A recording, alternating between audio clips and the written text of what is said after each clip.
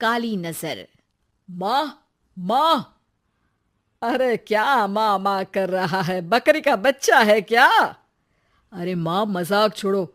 मुझे फाइनली वो मेन चौराहे वाली दुकान मिल गई है। अब देखना, आपका बेटा दुगनी स्पीड से पैसा कमाएगा। ओफो, ये क्या? मेरी ऑनलाइन मेकअप क्लास चल रही है। इतनी जोर से क्यों बोल रहे हो आप दोनों? अरे मेरी धर्म पत्नी जी, मेकअप क्लास बाद में करना। वो चौराहे वाली दुकान मिल गई है हमको। अरे वाह! रुको, मैं अपनी माँ को फोन लगाकर बता देती हूँ। अरे मैं भी अपने रिश्तेदारों को बता देती हूँ। कितनी खुशी की बात है। हाँ हाँ, मैं भी अपने दोस्तों को बता देता हूँ। 1 हफ्ते बाद रजिस्ट्री है। बस, घर में खुशी का मौका था। उन तीनों ने अपने अपने फोन उठाए और लोगों में बात फैलाना शुरू कर दिया। और रही सही कसर, श्वेता बहू ने अपने पड़ोस में सबको बताकर कर दी। अरे वर्मा आंटी, अब हम भी जल्दी कार ले लेंगे। घर का रेनोवेशन होगा और ठाट से रहेंगे हम भी। अरे, ऐसा क्या हुआ? लॉटरी बाटरी लग गई है क्या? अरे, इस बार चौराहे वाली मॉल में हमको भी दुकान मिल गई है। दुकान नंबर 21, जो एकदम चौराहे पर है। अब ग्राहक बढ़ेंगे तो आमदनी भी बढ़ेगी ही ना। अरे वाह, कितनी खुशी की बात है। मैं बहुत खुश हूँ तुम्हें इतना खुश देख के। बाकी एक बात कहूँ, सबको मत बताते फिरना। किसी की नजर लग जाएगी तो खुशी की खबर वापस लौट जाएगी। हैं? ऐसे थोड़ी ना होता है। अब डरा रही हो। अरे सही कह रही हूँ। काली नजर कहते हैं इस चीज को, जब आप किसी को कुछ बताओ और वो काम बिगड़ जाए। अरे लेकिन मैं तो। तुमने सबको बता दिया ना? हाँ, फोन लगा लगा के। अब बच के रहना। काली नजर बड़ी खतरनाक होती है। श्वेता इतनी खुश रहती है कि वो वर्मा आंटी की बात पर ध्यान ही नहीं देती, जबकि पड़ोस में और भी लोगों से खुशी की खबर शेयर करती रहती है। अगले दिन राजेश बहुत दुखी होकर घर आता है। अरे बेटा, क्या हुआ? मुंह क्यों सूजा हुआ है? मधुमक्खी ने काट लिया क्या? माँ, वो दुकान किसी और के पास चली गई। किसी ने ज्यादा भाव लगा दिया। अरे पर बात तो आपसे हुई थी ना उस दुकान वाले की। हाँ, आज मैं टोकन अमाउंट देने गया था, तब मुझे पता चला। कोई आकर सुबह मुझसे पहले ही ज्यादा अमाउंट दे गया। हम्म, काली नजर। क्या? क्या कहा? वर्मा आंटी ने समझाया था कि किसी को बताना मत, वरना काली नजर लग जाएगी। अच्छा, तुम्हें उनकी बात मान लेनी चाहिए थी। उनकी बात मान लेती, लेकिन उसके पहले ही सबको बता चुके थे ना हम तीनों। अरे अगली बार से ध्यान रखेंगे। कोई भी नई चीज होगी तो किसी को नहीं बताएंगे। तीनों कुछ दिन ऐसे ही रहते हैं, पर एक दिन श्वेता को एक मेल आता है। राजेश, मेरा ऑनलाइन मेकअप कोर्स कंप्लीट हो गया। अब मैं खुद का पार्लर खोल सकती हूँ। अरे वाह, अपने मोहल्ले में ही खोलते हैं। ये जो घर के सामने दुकान है ना, वहीं। हाँ, यहाँ सस्ती भी मिल जाएगी। अगले दिन श्वेता वर्मा आंटी के पास जाती है, मिठाई का डब्बा लेकर।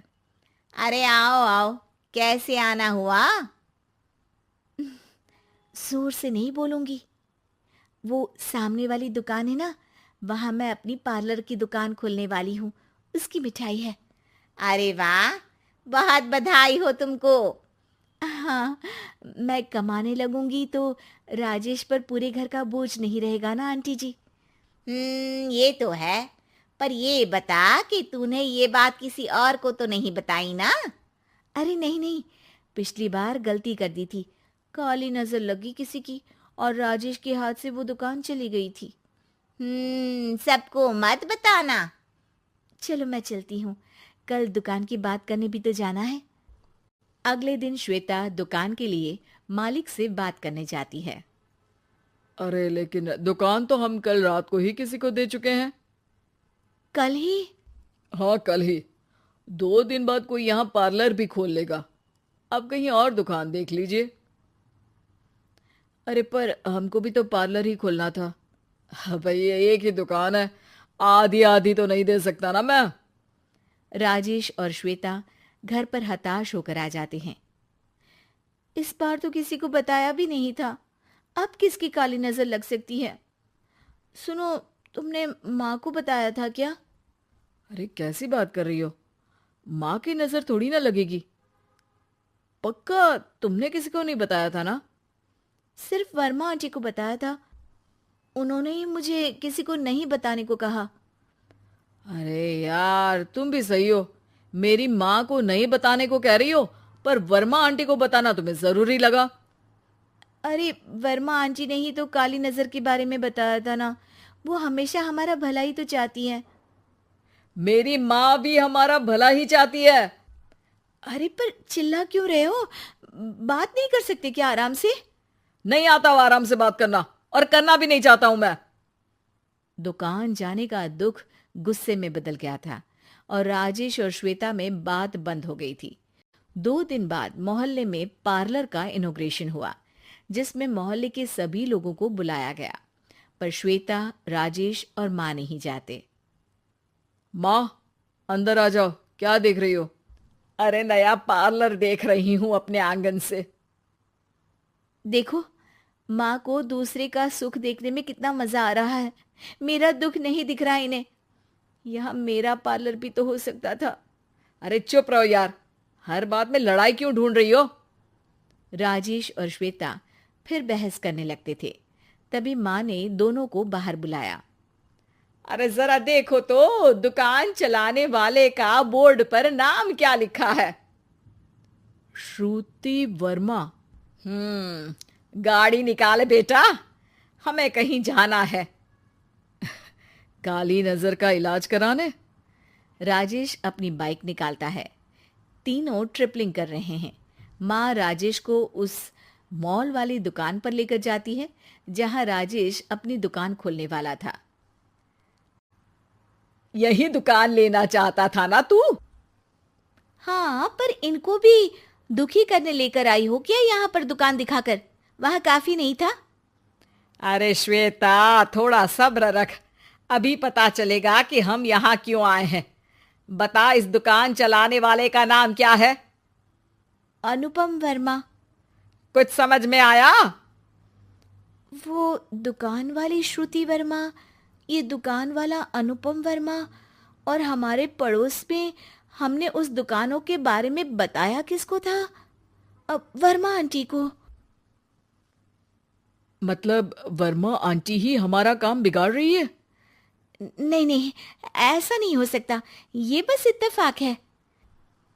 राजेश अपना फोन निकालता है और श्रुति वर्मा और अनुपम वर्मा के नाम फेसबुक पर सर्च करता है, जहां ये दोनों ही वर्मा आंटी के रिश्तेदार होते हैं। श्वेता को समझ में आ जाता है कि वर्मा आंटी की ही नजर खाली नजर है। अब क्या करना है? कोई भी खुशी की खबर हो तो काली नजर से बचना है, यानी वर्मा आंटी से बचना है। अरे पर मुझे ये समझ में नहीं आया कि वो हमारे साथ ऐसा क्यों करेंगी। अरे बेटा, एक सीख है, दूर के आदमी को आपकी तरक्की से कम परेशानी होगी, पड़ोसी को ज्यादा। दोनों माँ की बात में हामी भरते हैं और अगला काम चुपचाप करने की कसम खाते हैं, ताकि आगे से वर्मा आंटी कोई काम ना बिगाड़ सके।